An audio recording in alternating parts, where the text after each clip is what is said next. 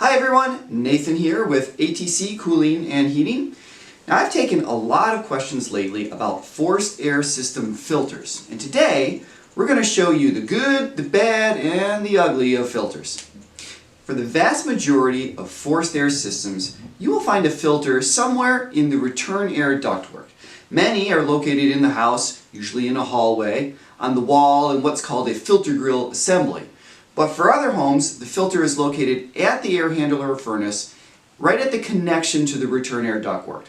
A filter plays an important part in your forced air system, and it serves two and sometimes three functions. So what are these 2 to 3 functions? Well, first, a filter stops big things from going down the ductwork and clunking into your blower wheel and potentially causing damage. For an example, think of a small child who thinks it's great fun to drop marbles down the duct. The filter will stop them from ending up in the blower wheel. And this is probably the most important function of a filter.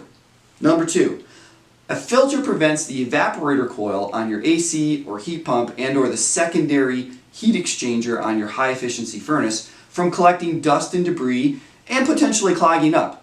The evaporator coil is the coil inside the air handler or beside the furnace.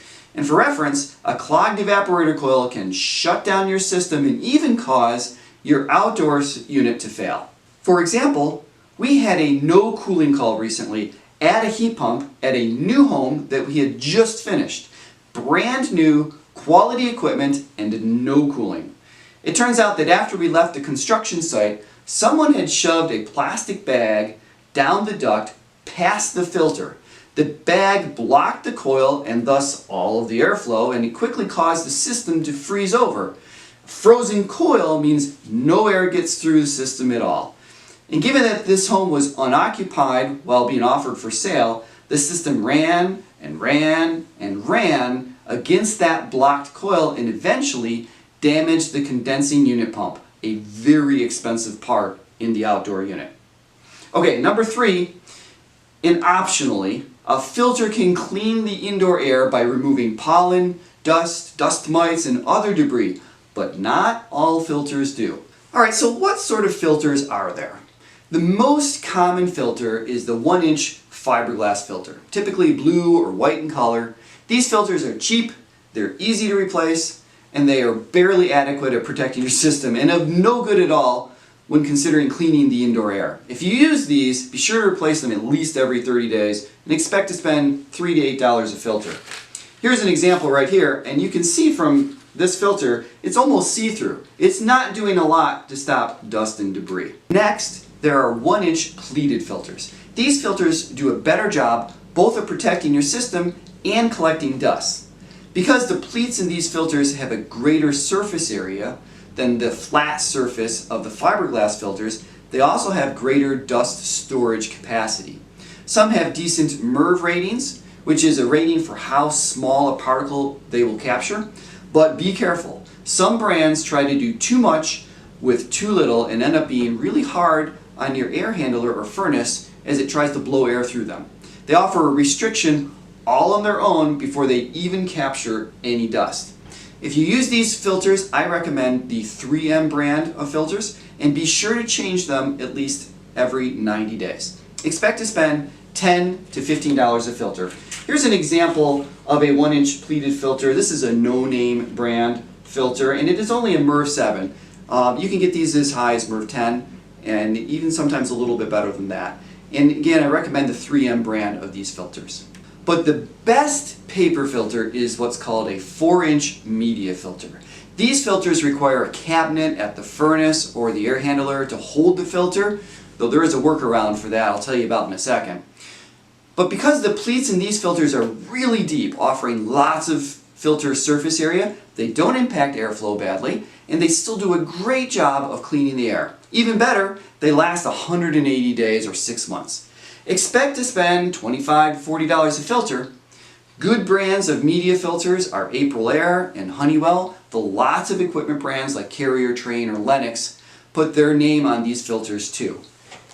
Here's an example of 4-inch media filter, and you can see how deep these pleats are. It's got great dust storage capacity. This one happens to be a rather odd size but it is a 4-inch media filter and it does require a cabinet for it to be installed in your system.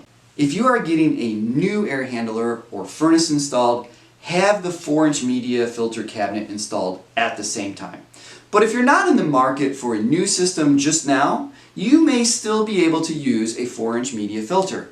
Honeywell, for example, makes these filters in common return grill sizes, but with a 1-inch lip around the outside. And these hybrid filters fit in your standard wall return grill, and the deeper part of the filter fits into the return grill assembly. These filters are more expensive, of course. Expect $50 to $60 per filter. Lastly, there are any number of electronic air cleaners to consider too. The concept for this filter, powered by electricity, is to ionize dust particles and other debris upon entry into the filter and then attract them to a plate on the other side of the filter.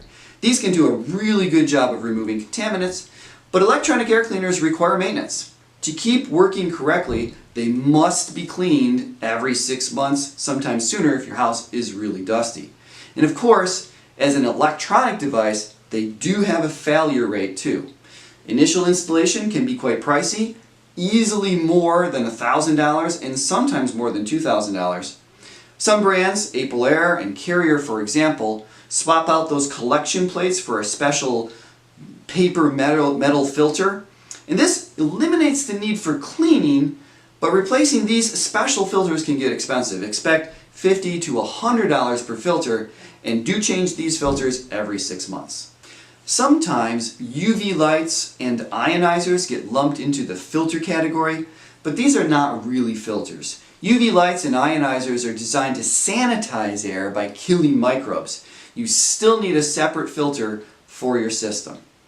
Now, having seen all sorts of systems with different kinds of filter options, I almost always recommend the 4-inch pleated media filter. These filters just do a great job cleaning the air and won't impact your system airflow either. Their price is competitive given the frequency of change, and there is really nothing to break, ever. Now, if you have any questions about filters or really anything HVAC, leave a comment here or visit us at atcservice.com. Thanks for watching.